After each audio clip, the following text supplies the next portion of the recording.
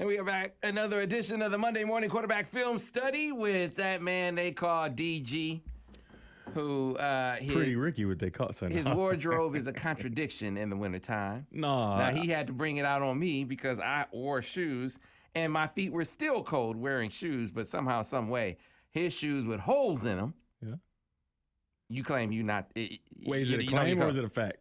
Yeah, you said you weren't cold, but you took issue with me like it was a problem that I turned on the heat when I clearly dressed for the occasion. No, and it just wasn't warm enough. Obviously didn't, because you weren't warm enough. I was warm enough, and the reason I don't have my coat on right now because he smoked me out. He had the door closed. He turned the heater on, and when I'm sitting there and I'm like, not smoking out. Man, it is getting hot in here, and I almost passed out. I almost died. Y'all almost missed your Monday morning quarterback. Your Monday morning quarterback was almost done and gone for because this man. You smoked me out. I don't want to hear it. No, I didn't. Smoke it out has a different connotation, right? Hey, man. One of them is kind of favorable. The other one is not. Neither of those things happened in my office, though. It did get a little warm. Got a little warm. Got a little warm. I had to take my coat off. That's how hot it was. I had to take my coat and my hat off. I just don't get it. But hey, man, with your little cold feet. Hey, yeah, I'm better now. I'm better now because we are done with the breakdown for the Monday Morning Quarterback Film Study. One telestration this week before plays. We had a little technical difficulty, but DG said, "Listen, I can articulate what's going on the field. I don't need to illustrate when I can articulate." I said, "Okay." Look at you. This is a bar. Okay. Need to illustrate when I can articulate. For the record, I didn't say those exact words, but Sam put that thing together nice like he does. Sam might be a rapper. Were you a DJ before you were doing all this? Was you a DJ? Was you a radio DJ? I was not, but have been doing this for a number of years. You know what else we've been doing for a number of years? These film studies. You know what we've never done with these film studies is make a penny, make a dime, make a dollar, make more. Because we don't own the footage. And because we don't own the footage and get ready for that graphic to come across the screen because Lance does a great job as a producer, this is strictly for the education, the edification, and the entertainment. The 3 E's. Of you, the viewer, right? That's why we do it. But if you want to help fund the film study, if you want to help fund these efforts, DG is trying to make it back now that Purdue is a night game, the 4th night game of the season for Michigan. I mean, you sick of it. I am, but, it's must-see TV, right? Mm-hmm. I guess all that vast network of cheating that people are alleging is the case is not deterring people from wanting to see the Maize and Blue on the television, right? DG's trying to make it back. You know what can help that? You help fund these film studies. Then we cut DG that big check.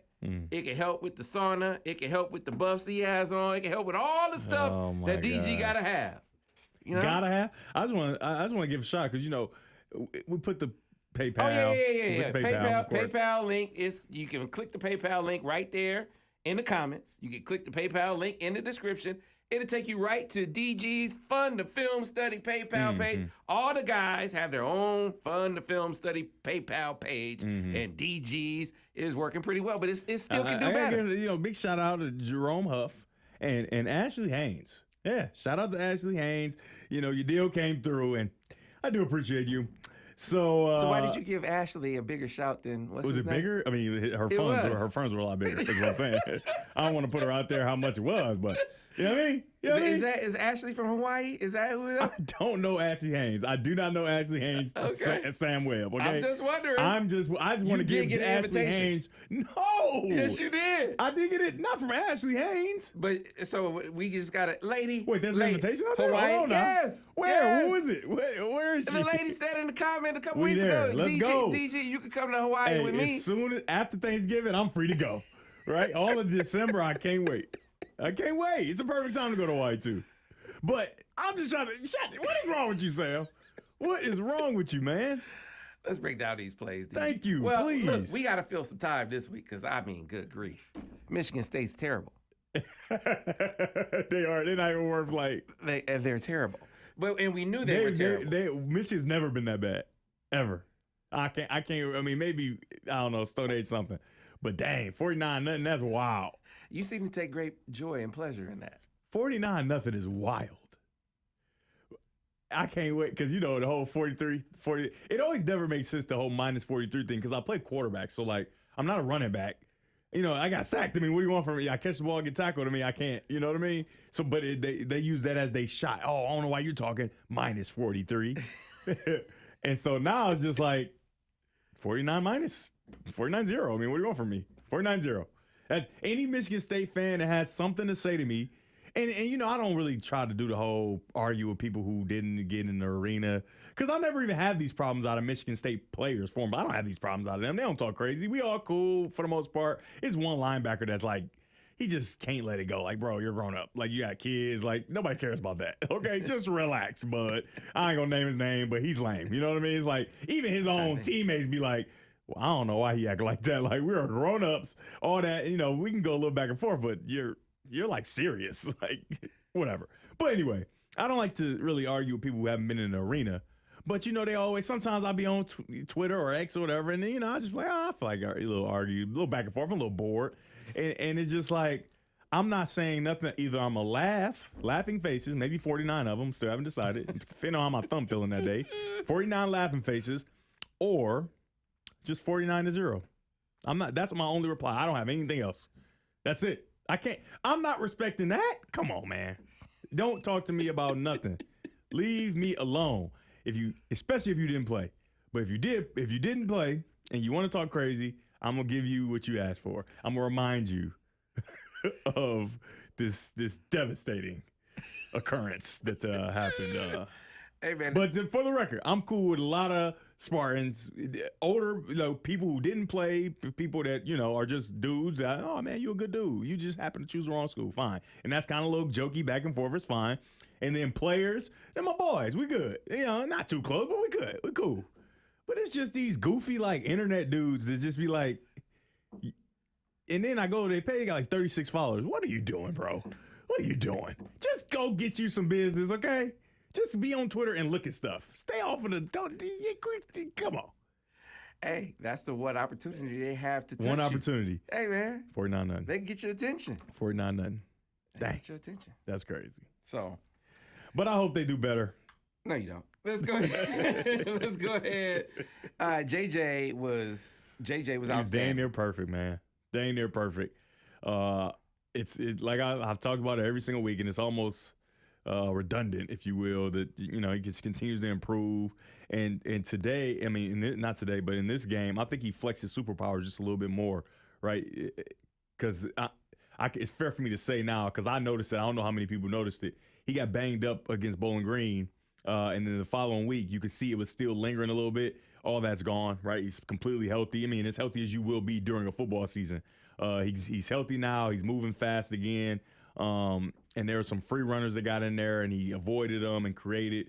And this first play that we have is a play that kind of dispels all the people, the naysayers out there, not the competition thing, but the whole, he's just running around. He hasn't played within the framework of the system, and it's just not true. Now, Monday Morning Quarterback, you had a stat that Al Borges went through and said how many yards were within the framework and how many were off schedule, and there were almost double, just under double the yards for within the structure, right? Yeah, so 96 yards for off schedule. Yeah, improv plays. Yeah. And then 176. Right. Within almost double, which is exactly where you want to be, right? You want to play within the structure of the offense all the time. I just had to yell at an 8-year-old, Musa El Mubarak, who's outstanding, and he's playing against guys, and he's starting to do too much of just running around. And I got a chance to go see him play this past week, and he didn't play within the framework of the system, right? A few times when he had the opportunity to. So we watched film on Sundays, and, you know, I'm killing him. Hey, actually, he played on Sunday, and then we watched film on Sunday and worked out that same day afterwards,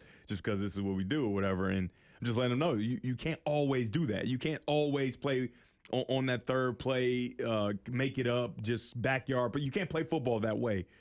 You need to play within the framework sometimes, and so he always gets the message. And that's an 8-year-old, right? And he's dynamic. He's 8-year-old that can read coverages. Yeah. One day we need to do a film breakdown of his stuff. He's special, man. It is so fun to watch this kid play. And one of the throws he made, I'm going to show you. One of the throws he made this past week, I sent it to Declan, but I said, there's no way he's supposed to be able to do this. Right? So he runs right, and then he runs left, and then he sees a dude open, like quickly. It was like a J.J. McCarthy, like it was one of those type of plays. I'm gonna send it to you. It was unbelievable, but he can read coverage, which is very important because, like I've talked about extensively, J.J. feels like the anomaly in college football where you just go fast. You're not truly understanding what the defense is trying to do to you, and you have the proper play called for whatever's going on out there, but you aren't deciphering it. You know what I mean? And so it makes it tough to be successful once you continue to move throughout your football life. And I think JJ's doing a good job of it. But here, it's a pure progression read, right? It's 3rd and 14, first of all. Usually 3rd and 14, you don't expect to get it. And if you're going to get it, it's probably not going to be within the framework of the system. But for JJ, he stays in there for a decent amount of time, right? No imminent danger. He stays in the pocket, goes through his reads, and tries to find a guy through the framework. Now, pause it. In my opinion, I don't think he gets there through the framework, right? 14 yards is tough. They're going to have a guy standing at 14, and it's going to be Garner, but we're going to show here now that he can't get the ball there safely, right? And we know that he's a risk taker, but he's a careful risk taker, right? So let's take a look. We got 3rd and 14. Here's Garner. This is the guy that has the depth to get the play. Well, this guy is going to be able to get there, right? Definitely going to be able to get there. So he's out, right? Can't get there. That's the first read there. Now we got shallow cross coming to it, and I love the way this play is built because now you don't have to look back. You can just continue to go through your reads as kind of normal, and he can read this looking this way, seeing both these guys. Will I have this shallow cross? And even though it's zone and we know the receiver in zone and shallow cross, he's going to sit down, this DB is going to be there, and it's going to be a 5-yard gain. You're going to put the ball away, which is not a bad thing, but if there's more plays to be made, if you have the skill, you should do that, right? Now let's move on. Then we got Colson Loveland, right, whose job is really to take these two guys out to clear up the read for Garner to get the ball, right? And he's doing his job, but you got two guys looking him up. He's out, right? And then the next thing will be the check down. We've seen quarterbacks that play for Michigan drop back, check it down on 3rd and 14 right away. Don't even give the play a chance, and that's what he could do here. He's waited a decent amount of time. He could go right here to Donovan Edwards, and obviously he'll get tackled right away for a 3-yard gain, and we'll punt the ball away. Not a bad thing. However, you got time. There's plays out there. Get out there and make a play. And that's what he does, right? Flexing his superpower. And right now his superpower is off-schedule plays. But I do not want people to think that that is all he can do. He gave that play all the time he could. All the time he could. He stood in the pocket. He went through his reads. And Michigan State somehow, they did a good job. They did a very good job of being in position and making sure that it's not clear and obvious that he can get a first down. Now, he could have jammed that ball in the Garner, but now you risk an interception, tip ball, and now you give a team that's just not good enough an opportunity, and you don't want to do that, right? So I love the decision, right? Standing in there, feet underneath you, and he wants to get in the fight, but the fight, you can't get in it because there are guys in the middle of the offensive line, and then you get outside, good ball security. They don't have any contained player, which that's an issue. This makes me feel like the coaching at Michigan State, right? Because you're playing this guy, contain has to be the first thing. I don't care what you do. Contain. We cannot allow him to run outside and do his deal. That in a rivalry, that would be my coaching point. You cannot allow it. We will not allow it. Make him play from within the pocket and make him prove it every single time. They don't. He gets out on the edge. They like wrap around. I don't know what that guy's doing.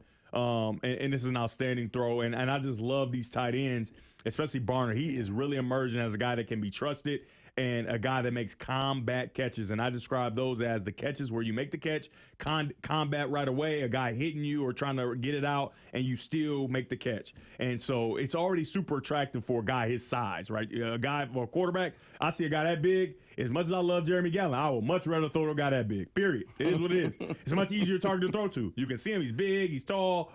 You want to get the ball to him. And now he's proving that he can be trusted. 1, he runs pretty good routes. 2, and then 3, he's making those combat catches and being big and doing the things he should be able to do. And so the trust just continues to grow with him. And when you obviously already had trust with Loveland, you add this guy in as another tight end threat, and now you got issues if you're a defense because defensive backs are too small, right? And linebackers aren't good enough, and they're a little too short, right? Now you got to try to start mixing guys in and try to see who's a better cover guy and whatever, and then we just run the ball down your throat because we got 2 tight ends on the field, right? Yeah. And so it creates real issues for teams. Yeah, Harbaugh had just called Garner a couple weeks ago the best blocking tight end in the country. There you go. And then you throw this, he can I catch bet you the he's rock so too. happy he came because he a draftable player. He keep playing like this. Hey, absolutely. And before, I don't think that was the case, right? I don't think that was the case at Indiana. Now you come here, you're already on the table as a great blocking tight end, and you're going to go down and run vertical and make these catches. Obviously, there's going to be more on this film. I think that he's really set himself up, and this may be the most, I think, Mike Dana, I think, will be the most, I think, as far as like transferring best decision you ever made. Because at Central Michigan, obviously, he's going to be, he's going to get opportunity because he's a good player. But you come here and do that here at Michigan.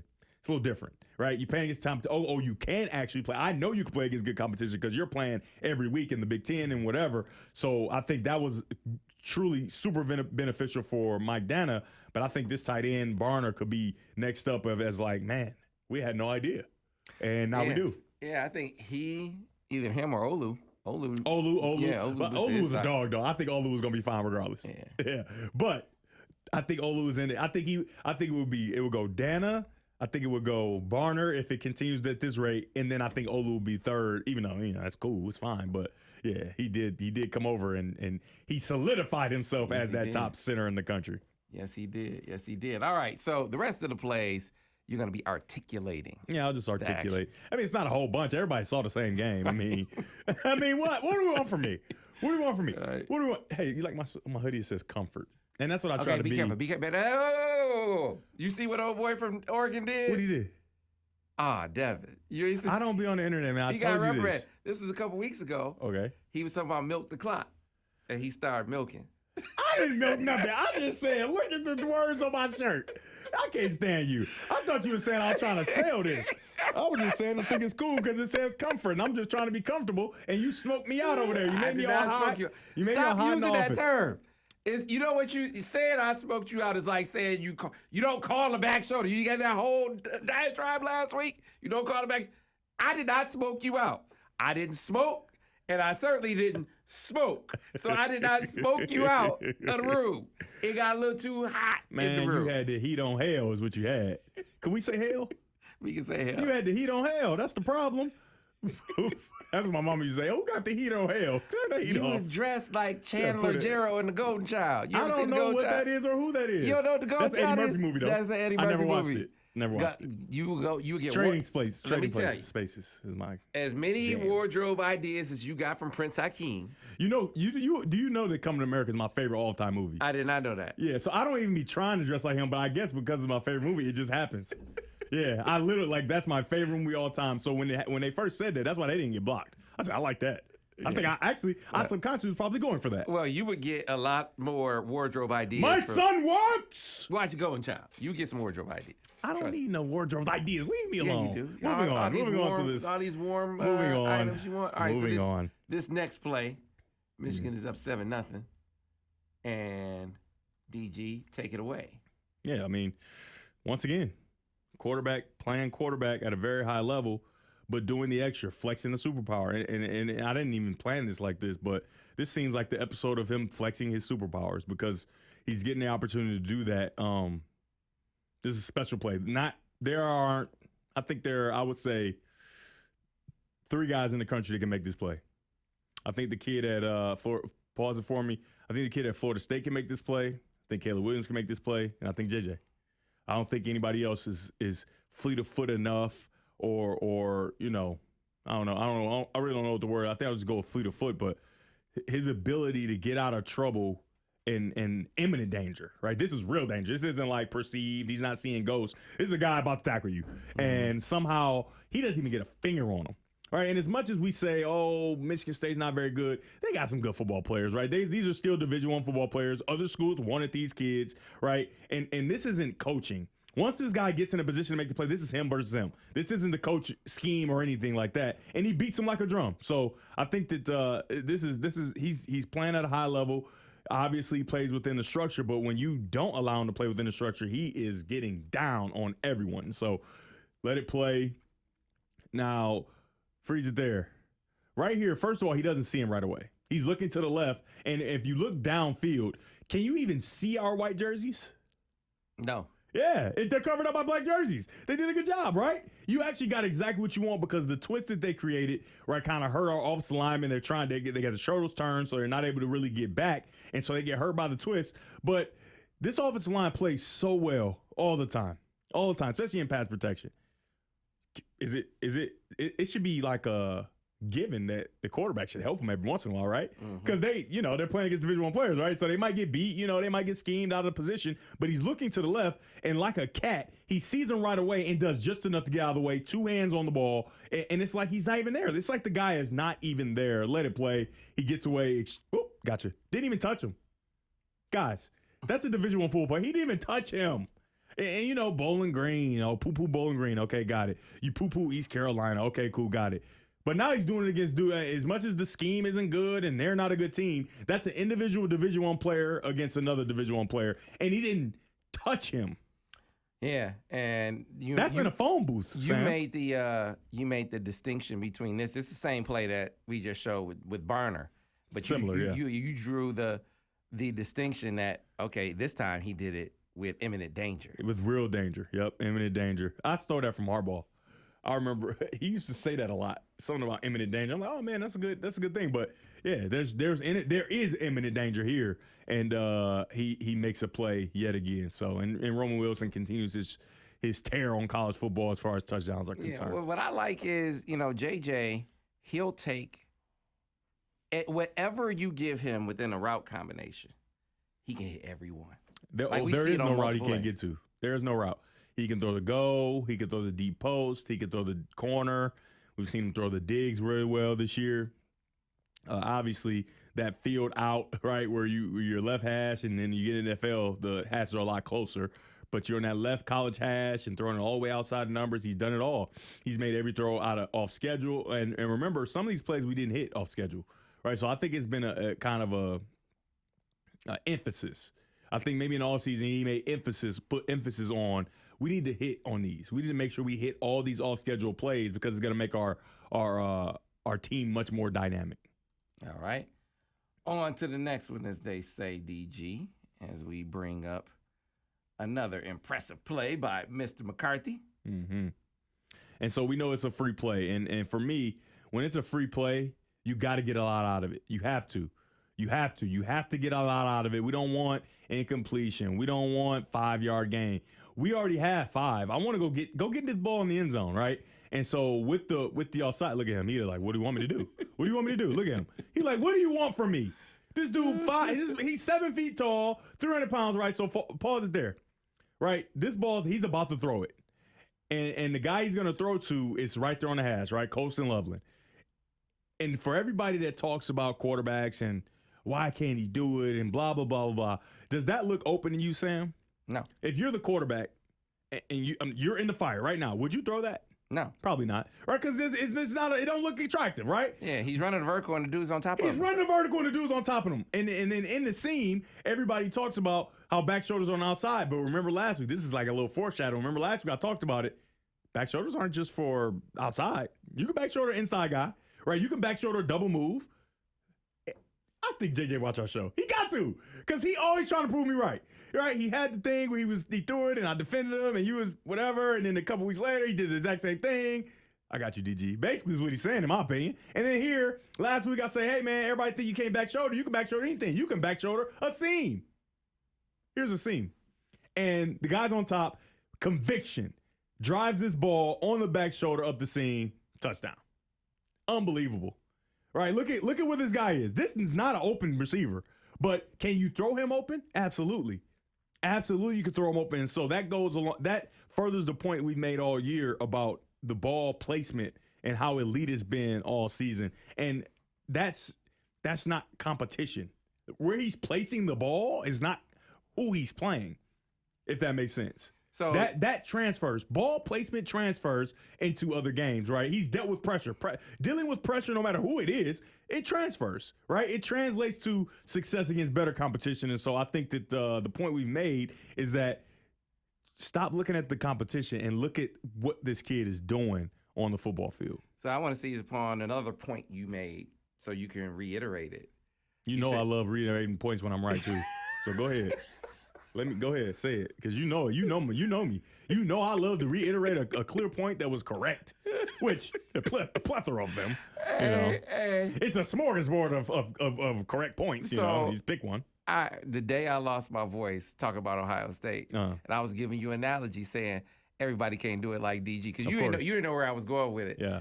And before I got to the point where I was like, everybody can't do it like DG, I was like, oh, Devin loves this. He loves this comparison you're making. And just as he said it, you were like, oh, I like this comparison. I like this comparison. I do. I like it when you say it right. 100%. No, you were just talking about big receivers.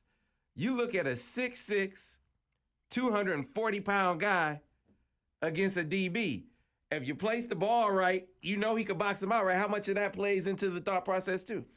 As much as that looks like, in all honesty, because the DB's on top in the scene, it's less 50-50 and more should be 70-30 him.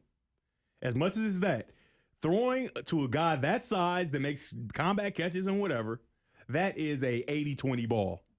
Michigan's way. Every time. 80-20. And I didn't throw a whole bunch of 80-20 balls. Sometimes, like when Devin Funch was a freshman, I had a few 80-20. He's run like a stick nod here or there, and I throw it up, he can just jump high and get it. That was kind of my 80-20 opportunity. With Gallen, as much as I felt like it was 80-20, it wasn't truly 80-20, right? He's 5'7", and these corners are 5'11", 6 foot. So as much as we're arrogant about it, me and him, of like, hey, this is 80-20, it wasn't truly 80-20. It was 50-50, right? I'll give him 50-50. This is 80-20, man. And if you could throw 80-20 balls, I'm just telling you, man, there is room for you to have an abundance of success. And you can see that's what he's having. And I think they're hitting their stride with these tight ends at the perfect time, because everybody knows, we watched Kansas City Chiefs. I think Patrick Mahomes went 28 straight times targeting Travis Kelce where he had a completion. 28 straight, Sam. 28 straight times when he threw the ball to Travis Kelce, it was a completion. And then the one incompletion was a drop that Travis Kelce had. It was more of a pass defense yesterday during their game, but the DB knocked it out. 28 straight throws. And so when you can get to a place where you get to throw to tight ends and they have these mismatches, that is attractive, man. And not to mention, then you still have Cornelius Johnson on the outside. You still got Roman Wilson roaming Roman Wilson roaming. That's great. But roaming through the defense, right? And then when you start to scramble, you know he's going to be somewhere to be found, especially usually in the end zone. I just think that this offense is developing into a nearly impossible to deal with type of offense. And I want to harken back to Georgia last year, where as much as everybody say whatever they want about Stetson Bennett, and I was on the table, he is dynamic, and without him, this Georgia team isn't the same, period. And even though Georgia's good, they're not the same without that dynamic quarterback. They just aren't. And you have him, 2 tight ends, and a dynamic quarterback. It seems unstoppable.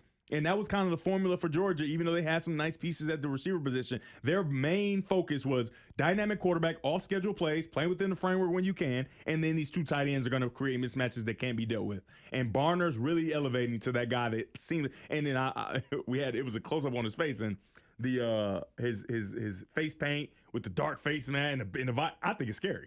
It looks great. So he's winning before the rep even starts. Now they go look at the film and say, man, he big as heck, and he can catch and all that. Plus he's scary looking. I'm telling you, man, it's good. It's good. It's good. All right, let's go on to the next one. And the good plays just continued. I thought they were gonna be on track for 60. They got that touchdown taken off. Coach Harbaugh's such a nice guy. He did charity. Yeah, he did. On Saturday, he did charity. So everybody should, as much as a lot of people don't like Harbaugh, you should feel good about it. And then here it goes again, man. 2 guys.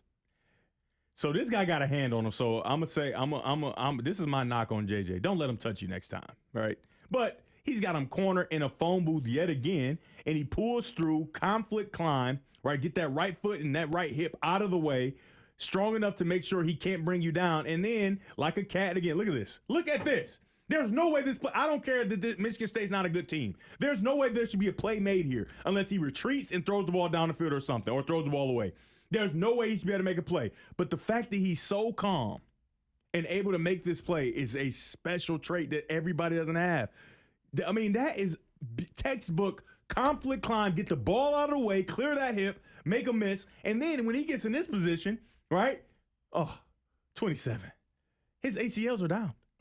Down goes ACLs. What are you doing? He didn't even see you, but like cat-like quickness. I don't know if it's the meditation or what have you, but he is alert and ready to make a play, and he makes another one here.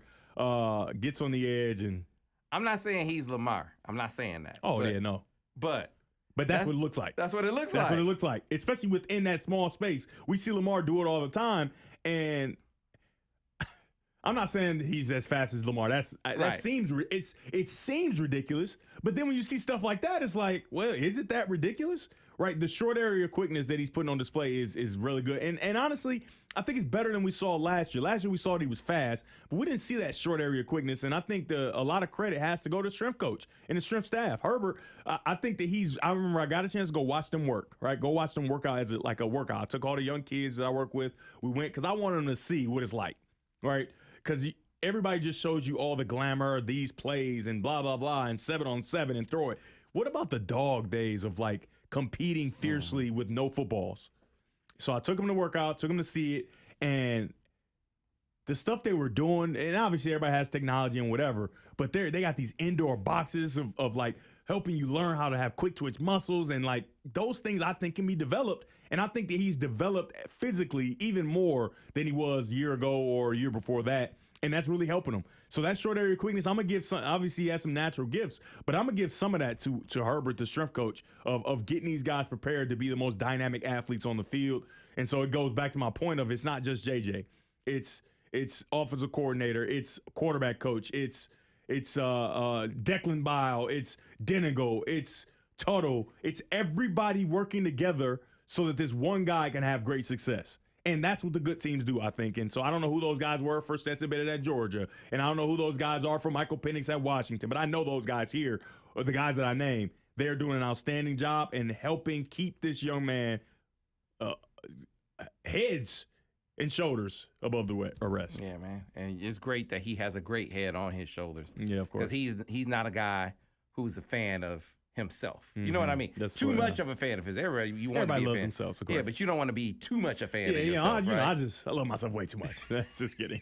You can never love yourself too much. No, you're not. I'm not. I give my credit. I love to give credit. I love to give credit to everybody else, and I love what JJ's doing. I talked about it on Monday Morning Quarterback, crowning everybody else that makes plays, and it's such a public declaration that, hey, I love my teammates, and I love when they do well, and I don't have to throw for 400 to feel good.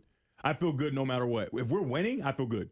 Right, and that's what he's kind of putting on display. And this is one of those games where I think you can kind of throw out they're too conservative kind of thing, because they could have chosen to let's work on our run game in this game. They could have run it down their throats. Of course. They average 3.5 yards a carry, and that's reason to say, all right, well, let's work on it some more. And they didn't, because man, it's like, man, we could feast all night with number 9 just doing what he does. Let's take what they're giving us. Let's show the world that he is what we think he is, right? Let's allow him to, because I think that's fair. He's been a great team player. He hasn't complained. He hasn't asked, hey, coach, can I get a little, you know what I mean? Leave me in a little longer. Let me stack my stats a little bit. No, he's never done that. I think that it's on the coaches to say, hey, do your thing, right? Allow you to get down. And they took the handcuffs off, and man, didn't it feel like that? I mean, I haven't talked to anybody to know that was the thought process, but it seemed like we don't need to for the show. What are you doing? What are you doing? I don't know why you take such issue with checking because the word. It's important. I have pride in me watching this and seeing what I see without the help of people who actually already knew what happened. Okay, you know? So my point is, we not asking them before we break it down. But they don't know that. People want to hate. I remember we talked about it. LeBron James, if not the best, the second best player of all time, leading scorer in the history of the game. He's 10,000 assists, rebounds, you know what I mean? Just outstanding. And everybody talking about how he can't hoop and how he just whatever. People are going to hate no matter what. So I don't want to give him a breakdown. If we say one time, yeah, we talked to the coach, oh, they must have did it before. Nope. And if we're wrong, we'll just be wrong. Now, that hasn't happened. Because, you know what I mean? I see the game. I know ball. It is what it is, you know. I told you I love myself. I know you do. When I'm right. You love you some UDG. Shoot, hey, I always talk about this throw is crazy. This throw is crazy. It's somebody on Twitter that talking about how he don't got arm strength. Look how he zipped this ball past this guy. 20 right now, currently, at what time is it? It's 2:30, whatever time it is on this Monday. Right now, 27 still don't know what that ball is. No, he don't. He still don't know what that ball is. That ball, I love this slow motion, right? Look at this. You know, you can stare at it because he's not looking. Zoop. Look at 27. He's like, what? What was that? They throwing rockets? What's going on here? Unbelievable. Unbelievable play. And once again, that big old target, man. Big old target. Put it right on his chest before the safety can get there. And they're down tight, right? That's in the red zone, essentially. It's not a lot of space to get that ball in there in the red zone, especially when you got a linebacker carrying you all the way down the field. And he fits it in there with conviction. And this is a problem. And I don't know if people know or not, but this is 1-2-3 hitch ball. This is 1-2-3 hitch ball, no run around, and it's not a safe throw, right? You got a guy underneath and a guy on top, safety. And Paul, I want you to go back. I want you to let it get to that so I can show you how big these guys are, right? Let's stop right here. Let JJ get in the front. Look how big these dudes are. JJ like a little kid. He's like Bryce Young, and I want people to know. I'm sure a lot of you have seen him in person. He ain't no little dude. He maybe a little bit shorter than me, maybe even the same height, and obviously he's a lot thinner than me because I'm eating good in the neighborhood these days. But look how big these dudes are. Come on, man. Two of them? We're going to have to start calling them the Twin Towers. That's what they are. They're the Twin Towers. They're David Robinson, and they are Tim Duncan. The Twin Towers, and they can't be stopped. And every time they catch these balls, every time they catch these footballs from J.J. McCarthy, it looks like they're going up and get a rebound. Here's the thing, GG, because Barner should have had 2 touchdowns, too. He had a touchdown taken off the board. Yeah. Right? Both of them would have been 2 touchdowns. This is 3 straight games with a touchdown for Coastal and Leveland. Man, they didn't have the Twin in this Towers. game because we trademark that Twin Towers. Yes, okay, That's you. It's all you. Give yourself some credit on the TV. That's what you're calling it, right? Yeah. But not a single play over 25 yards in this game. It was like Michigan State was like, he can't be methodical. Like he won't take what we give him. He won't be methodical down the football field. And he's like, oh yeah, I will. Yes, I will. Yeah, I will. Right? And I'll throw it right past your head. It's like, man. And you'll still be looking for it on Monday. Where's the ball? You give them the shots, they'll go with the shots. You make him go underneath, they'll go underneath. These dudes are. You want us to run it? We can do that too. Sam, look how big these dudes are. I see him. What's their measurement? Like what? Look how big they making him look like Bryce. He looks like Bryce Young. I think Colston was 6'6", 240. JJ looks like Bryce Young right there. And we know that JJ all of 6'3", right? 200-something pounds. And he looks like a little kid because these guys are giants. This is good. I wish I had those 2 guys though too. My goodness. Man, they can run, they can catch, they can block. Ugh, it's ridiculous. Just an embarrassment of riches. These big old tight ends, and you got Roman Wilson coming in the frame. Every time the scramble drill happens, Roman Wilson knows exactly where to be in the end zone. Special. This is a special team, and all the praise that they're getting, all the praise that he's getting individually, I think is warranted. For so long, I mean, Ohio State got all the praise as all the best football players in the conference and all that, and now Michigan is kind of, obviously they're cheating to do it, but, it is what it is. Colston Leveland, 6'5", 245. A.J. Barner, 6'6", 251. Come on, man. That's special. That's me. What more can you ask for? And guess what? JJ's not the guy that's arrogant. He's like, hey man, I know I got me a good team, and let me sprinkle on there a little bit too. Let me sprinkle me on there too. Yeah, right. I know we got a great team. I've been seeing it since I was a freshman. I knew it. Let me add a little bit. Let me add something. We still have not seen, because CJ can run, and Roman can really, really run. Any vertical route for them, we saw the jump ball to CJ a couple weeks ago, but in terms of them just getting loose down the field, we still haven't seen that part yet. And that's on the horizon. Yeah. That's coming because some teams are going to say, we are not going to die death by 1,000 pinpricks. Mm-hmm. We are not going to do that. We are not going to let you run it down our throats. We are not going to let you dink and dunk us. And eventually that downfield Well, this is the come. reason. I think the decision amongst all the teams was, okay, we know he can run around and make plays. We know he can throw against man coverage, right? We want to make sure that he can read defense. Let's play coverage. Let's play coverage. Let's play defense. Let's not allow him to just run past us. And let's be able to keep our eyes on him so he can't just run around and make plays. And he's destroyed it. So, in this second half of the season, everybody is going to have a new plan. what that plan will be because you've exhausted all the opportunities, right? Remember, I said, hey, what I would do is I would just play coverage, right? Play coverage, and he's killing them. He knows exactly where to go with the ball every single time, and it's becoming very difficult for teams to stop. And then it's like, oh, well, I'm trying to think, like, do you don't want to all out blitz him because if one guy misses, that's the end of that play, right? He's going to be in the end zone, right? Or somebody's going to be in the end zone. So he's making it difficult, and I do not envy the defensive coordinators around the world and or in the conference that you have to play for the rest of the season. I do not envy them because this is tough. This is a tough formula to crack. You almost got to hope that he just plays bad, right? That's what it feels like because it's not like USC where you knew there could be something, right? Because it's way more just off schedule, running around and going fast. Right now, Michigan is like they're not huddling, but they're not going fast. They're essentially huddling, come to the line it up. We ain't really trying to trick you. We just gonna run our stuff. We're not trying to hurry up and go fast and beat you to the punch. It's like, no, get ready. I want you to line up. Line up. No. Wait, go ahead. Line up. All right, let's go. Right, and then punch you in the face. You know what I mean? That's demoralizing for a defense, right? Because, I remember we played Indiana when I had that great game or whatever, and I'm not bringing this up to talk about myself. But I had to say I did have that great game just to make sure we point to the right Indiana game. I remember that was like a shootout though. Yeah. Like we didn't blow them out. Like we needed all my stats or whatever. And I remember they had like 2 or 3 touchdowns where we just weren't ready. Right? So that game could have been way different. I probably wouldn't have got those stats and we probably would have beat them by a lot or whatever. A couple plays, they hiked the ball and we're still looking to the side on defense trying to get the call and they throw touchdowns. You know what I mean? And a lot of that goes on in college football. Michigan's not doing that. They're letting you line up, letting you get a line. We don't see a whole bunch of look to the side and change the play. Some of it. But they're pretty much just letting you line up, do your thing. Maybe we'll change the play over here and there, but we're not trying to trick you. We're better. And if you get to that point, that's scary. And when it's true, it's not arrogance, it's true. We're better. I think we just line up and play. Now to add in that maybe sometimes you might get a little trickeration in there or something.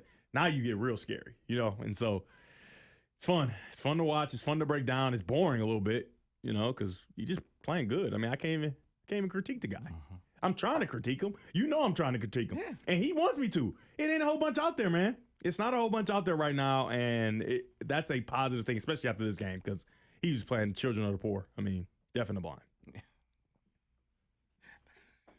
This dude. And the armless, apparently, because they couldn't even touch him. Yeah. Where are your arms? Why can't you touch this kid? And they're in the phone booth.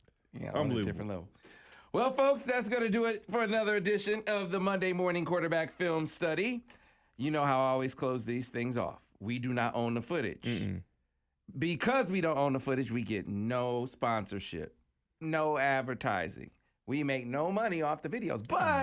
But if you want to help fund the film studies because you enjoy us providing them for your entertainment, education, and edification. The 3 E's. Then all you have to do is just click that link right there in the comments section. You can help fund the film study with DG. Or if you're not looking in the comments, just look in the description. Click it right there. And if you do not have PayPal, I don't want any excuses. Gardner Devin J on every other whatever. There you go. Even on PayPal. So I don't want to hear no excuses as to why you can't. Because guess what? We need to get, he always talking about this for me. No, this ain't for me. This for us. We need to get Sam a new program because we sat in there and it broke down and then it worked and then it broke down. And I'm just like, what is the deal? Luckily, we played Michigan State and they didn't come to play. So we ain't had a whole bunch of illustration that we need to do. I can just illustrate, I can articulate, if you will. But we need a much faster, a much more glorious telestration system, right? So you sprinkle that in. This is for us, me and you. Take advantage, man. Take advantage. This for us, man. So, Sam, and then also I'm on Sam. Sam, when is the film dropping? Oh my God. Can you please drop the film? We gotta know. Sam doing all these films. He gotta pay a guy to do it or whatever. And I'm sure. Gotta pay multiple guys. You put some money in that PayPal. He gonna be at, you know what I mean? Now, we film this at 2:30 on Monday night. I don't gotta call him asking when he gonna drop it. Y'all ain't gotta be tweeting me, hey man, when's the film coming out? The film be there on Monday night, maybe Monday afternoon. You never know. So you contribute to the cause. Our cause. His, mine's, yours. Contribute to the cause, people. We love y'all. We love y'all. And it was so cool to see people at the U of M Club of Flint. Oh, yeah. And certainly over at the Beats Party. Everybody was like, man, we love what you guys are doing. So we appreciate that love. All right. Yeah. We'll be back next week on another edition of the Monday Morning Quarterback Film Study. Oh, actually, in a couple weeks on a Monday Morning Quarterback Film Study. We'll see you then.